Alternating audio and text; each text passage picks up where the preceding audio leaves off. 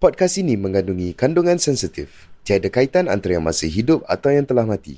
Segala persamaan dengan situasi sebenar atau semasa adalah tidak disengajakan. Anda sedang mendengar Shockcast Original. Shock. Selamat datang ke Shockcast Remang. Saya Hakimi. Dan saya Rosie Nasir. Jadi Rosie, apakah itu remang? Remang sebenarnya menghimpunkan kisah-kisah mistik, kisah-kisah dari alam ghaib yang menyeramkan, yang meremangkan bulu roma berdasarkan kisah-kisah benar yang pernah berlaku dari dulu hingga hari ini. Jadi, bersediakah kita untuk remang? Ayo semua, pandang kiri, pandang kanan, pandang belakang. Kita remang. Di sebalik jendela dunia hakiki yang kita diami ini, tersembunyi satu dunia lain. Dunia nan ghaib, seram lagi mistik. Ia laksana kerajaan gelap. Di dalamnya bergempita sultado kejahatan. Penghuninya terus memerhati dengan dendam kesumat. Aku melihatnya dengan mata hati. Engkau merasainya dengan remang yang berdiri.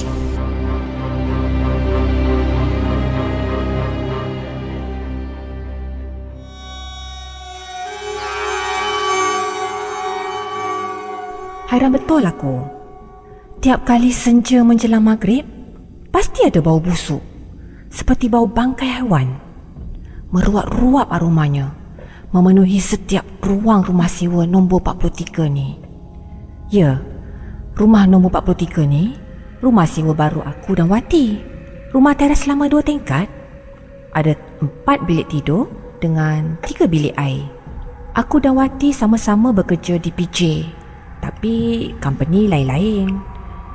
Di rumah sewa nombor 43 ni, aku duduk di master bedroom. Maklumlah, bayar paling mahal kan?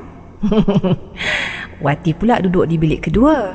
Bilik ketiga pula kami sewakan kepada 2 orang pelajar UiTM. Comel orangnya. Dan di bilik keempat, yakni bilik paling kecil di tingkat bawah, di sebelah dapur, kami biarkan kosong. Harga sewa rumah teres 2 tingkat nombor 43 ni, korang tahu berapa tak? RM1,000 sebulan. So, kata orang, just nice lah kami tinggal berempat. Wati, kau ada bau busuk tak? Petang itu, genap 3 bulan kami menyewa rumah nombor 43, aku lontarkan pertanyaan kepada Wati. Penyewa yang lagi berdua tu, nama dia Kak Cik dan Kak Ifah. Mereka duduk memerap di dalam bilik selepas balik dari kuliah. Mereka memang jarang bercampur dengan kami. Gila tak bau Liza Mendadak Wati menjawab. Aku rasa nak termuntah dah ni. Hanyak lain macam. Bau macam bau darah ikan pecah perut kot. Aku dah cek tu sampah. Kot-kot lah adik penyewa kita ni jenis buang pet, jenis tak cuci. Wati mula membawang sambil bibirnya sengaja dijuikan ke tingkat atas. Kot-kot mereka ni jenis pengotok. Manalah kita tahu kan. Jenis period, lepas tu pakai pet, tak basuh elok-elok. Lepas tu campak aja, main baling je dalam tong sampah. Wati membawang lagi dengan muka Kak 612. Tapi semua okey Liza. Clear je tong sampah tu. Wati merungut sambil tangannya terkibas-kibas dekat rongga hidungnya, macam cuba menghalau bau busuk yang semakin parah. Nak kata kita simpan sampah dalam rumah, dok juga. Nak kata lubang tandas kita tersumpat, dok juga. Tapi serius lah weh, aku tak tahan lah bau hanyak ni makin lama makin kuat. Tapi aku rasa kan Liza, kita kena komplain lah dekat tuan rumah. Tambah Wati sambil menjengah-jengah ke bahagian dapur. Benar, bau busuk dan hanyir melantung itu datang dari arah dapur. Atau lebih tepatnya, datang dari bilik kecil sebelah dapur itu. Pelik kan? Ya, memang pelik bin ajaib. Selalu sangat. Kalau senja menjelang maghrib, bau busuk seperti bau darah itu menyergap setiap pelusuk rumah. Dan seperti kebiasaannya, Apabila meremang saja bau hanyir yang melantung tu, pasti akan disusuli bunyi bayi menangis, meraung-raung. Kami sudah bertanya kepada jiran kiri dan kanan, tetapi akui mereka rumah masing-masing okey je. Tiada bau yang pelik-pelik. Dan mereka mengaku mereka tak pernah pula dengar bunyi bayi menangis seperti yang kami dakwa. Namun yang hairannya, tiap kali kami bertanyakan perkara itu, wajah jiran kami pasti bertukar ketakutan. Dan mereka pasti tergesa-gesa mohon maaf, lantas terburu-buru masuk rumah. Salah ke apa yang kami tanya ni? Bisik hatiku selalu. Kenapa mereka seakan menyembunyikan sesuatu? Tak boleh jadi ni. Memang tak boleh jadi weh. Aku rasa kita kena telefon juga tuan rumah malam ni. Kena telefon juga. Wati merungut lagi sambil menutup hidungnya. Kita bayar bukan murah weh. Sewa kita ni RM1,000 sebulan. Bukan RM300. Dengan makin busuk menjadi macam ni, macam kita tinggal dalam rumah sampah tahu tak? Lepas tu dengan bunyi baby melalak. Ish, bising. Menyampah aku. Tata, tuan rumah kita ni memang ada belah hantu kot. Wati merungut berdas-das. Mukanya masam mencuka. Tahu tak Liza, kalau ikut hati aku ni, aku memang tak sabar dah ni.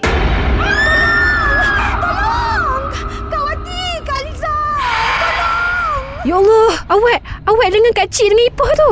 Pasal apa? Wati menyambar dengan mata terbeliak. Kami berpandangan sesama sendiri. Tolong! Kak Wati! Kak Liza! Tolong! Aku dan Wati berlari menaiki tangga sepantas kilat. Setibanya di tingkat atas, kami lihat pintu bilik tidur Kak Cik dan Ipah bergegar-gegar, dikoncang dari dalam. Bunyi yang amat kuat bergema dari dalam bilik tidur Kak Cik dan Ipah. Seolah-olah satu peperangan yang maha dahsyat sedang berlaku di dalam bilik itu. Tolong! Kak Wati! Buka pintu ni! Keluarkan kami!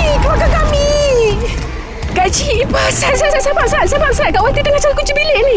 Wati berdesuk, berlari semula ke tingkat bawah untuk mengambil gugusan kunci bilik kami yang tersimpan di dalam laci meja TV dekat ruang tamu. Tanpa semena-mena, bekalan elektrik rumah terputus. Rumah sewa nombor 43 bertukar gelap gelita kerana tiada cahaya matahari yang menembusi tingkap. Tiba-tiba, bulu remaku meremang. Bau hanyir seperti bau darah ikan yang telah busuk semakin kuat menusuk. Baunya melantung, memenuhi setiap sakral udara. Kak Cik dan Ifah terus-terusan mengetuk, menggegarkan pintu bilik yang terkunci dari dalam. Kak Wati! Kak Liza! Bukalah pintu ni! Cepatlah bukalah pintu ni! Sat, ya Allah, mana kunci bilik ni? Gelap, Kak Wati tak nampak. Kak! Cepatlah buka pintu ni, Kak! Matilah kami! Rumah sewa nombor 43 tiba-tiba terang benderang. Bekalan elektrik yang terputus tadi pulih serta-merta. Di hadapan kami, Kak Cik dan Ifah sudah jatuh lembik, tercelepuk di hadapan pintu bilik. Wajah mereka pucat lesi. Gigi mereka bergeletak menahan gigil. Mereka menangis mendudu-dudu sambil berpelukan. Alangkah terperanjatnya aku dan Wati. Di hadapan kami, segala isi bilik tidur Kak Cik dan Ifah berselerak seperti baru dilanda puting beliung yang amat dahsyat. Katil besi 2 tingkat mereka terbalik, melintang menyembah bumi. Kekabu bantal bersepah-sepah di lantai. Seolah-olah isi perut bantal itu terburai keluar kerana dikorek oleh kesan-kesan cakaran yang amat tajam. Lampu meja study mereka sudah terpelanting di sudut bilik. Mentolnya pecah berderai. Serpihan-serpihan kaca mentol berselerak di lantai. Bau bekung yang hanyir menyumbat hidung kami. Kami terperanjak buka kepalang. Betul-betul dekat dengan katil Kak Cik dan Ifah yang menyembah lantai. Kelihatan lambakan darah membanjiri lantai. Darah itu berwarna merah menyala, seperti warna darah ayam yang baru disembelih. Selain darah yang cair, ada beberapa buku darah yang pekat likat, berkumpal-kumpal. Tak ubah seperti ketulan darah haid wanita. Ia berwarna merah kehitam-hitaman, bertompok-tompok seperti jeli, bergenang-genang di atas lambakan darah yang cair. Allahu Akbar, mengucap Kak Cik. Mengucap Ifah, tarik nafas panjang-panjang. Ingat Allah Kak Cik, ingat Allah. Astaghfirullahalazim.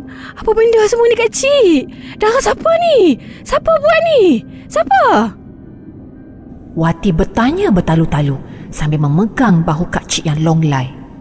Sebelum sempat soalan itu berjawab, Kak Cik dan Ifah terkulai di pangkuan kami, lalu pengsan. Malam itu, Tuan Haji Yusof, tuan rumah kami, datang menziarah.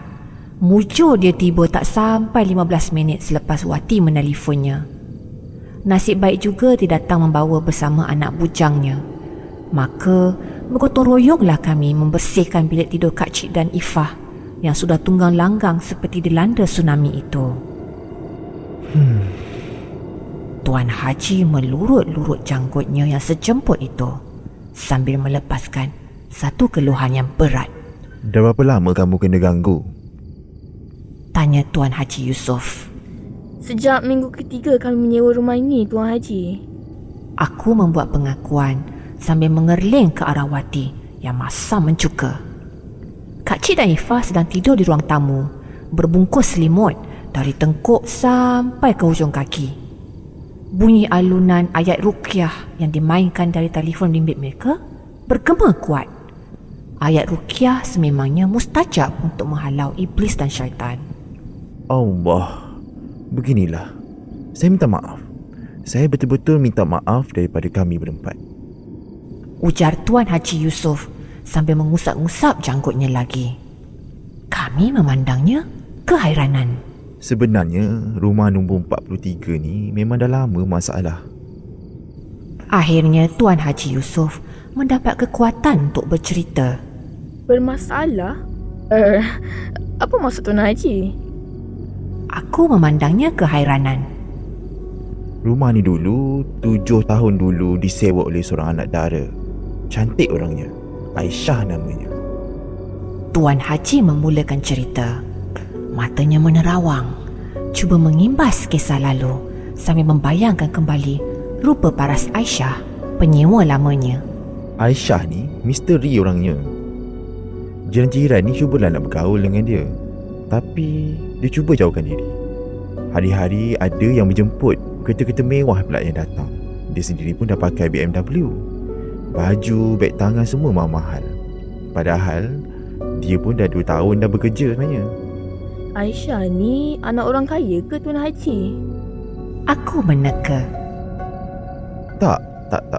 Bapak dia orang kampung biasa je. Penuai getah. Kes pagi makan pagi, kes petang makan petang. Jadi siapa pula yang menanggung hidup yang mewah dia tu? Tuan Haji menggiling-giling. Ya, pelik tu Tuan Haji. Aku menyampuk. Tapi apa kaitan Aisyah dengan rumah yang kami sewa ini, Tuan Haji? Aku bertanya dengan dahi yang berkerut. Rupa-rupanya Aisyah ni GRO terkenal kat kelab malam KL. Sampai satu masa dia termengandung. Allah. Tuan Haji melepaskan satu keluhan lagi. Bermacam cara Aisyah buat untuk nak gugurkan kandungan tu, tapi tak berjaya. Masa bulan ke-6, entah berapa biji nenas nangka kat yang dia telan, akhirnya janin dia tergugur. Janin yang dah cukup sifat tu, dah ada mata, telinga, mulut. Janin yang dah ada tangan, dah ada kaki. Astaghfirullahalazim.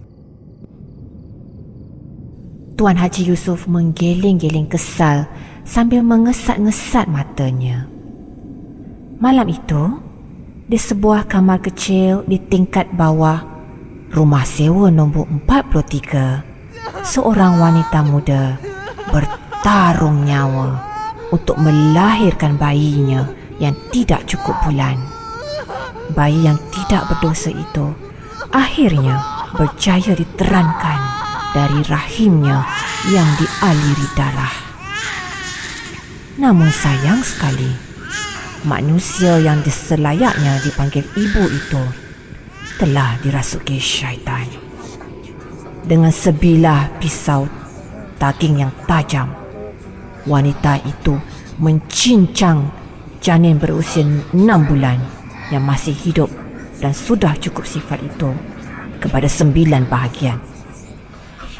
Darah segar berpercik-percikkan melumuri tangan dan bajunya, membanjiri lantai kamar kecil rumah sewa nombor 43.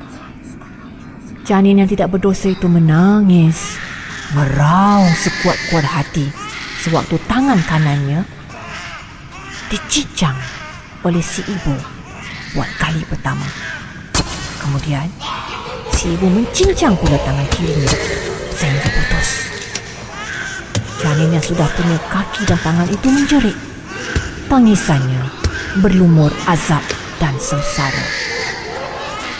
Dan apabila pisau itu melibas tengkuknya, jeritan dan tangisan janin itu akhirnya berhenti. Rumah sewa nombor 43 sunyi serta merta. Setelah dicincang kepada 9 bahagian, ketulan-ketulan daging yang segar itu dimasukkan ke dalam mesin pengisar. Daging janin yang tidak lagi mampu menangis itu dikisar lumat-lumat.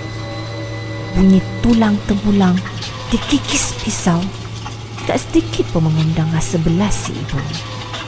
Berkeletak-keletuk bunyi tulang dikikis pisau pengisar yang paling tajam. Nyata, wanita muda itu telah mabuk dirasuk syaitan. Perbuatan kejinya tidak dapat ditutup. Belum sempat dia membersihkan kesan darah yang berhamburan di lantai kamar kecil itu, kedengaran siren kereta polis membelah sunyi malam. Aisyah ditangkap dan dipenjarakan. Selepas beberapa bulan turun naik mahkamah, dia akhirnya disahkan mengidap sakit mental lalu dihantar ke hospital sakit jiwa.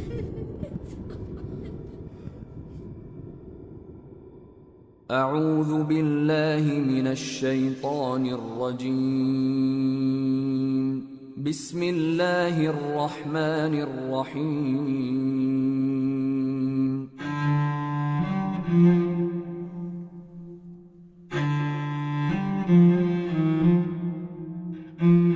Tahukah anda, kita boleh menggunakan ayat ruqyah untuk mengesan dan mengatasi gangguan-gangguan jin, iblis dan syaitan.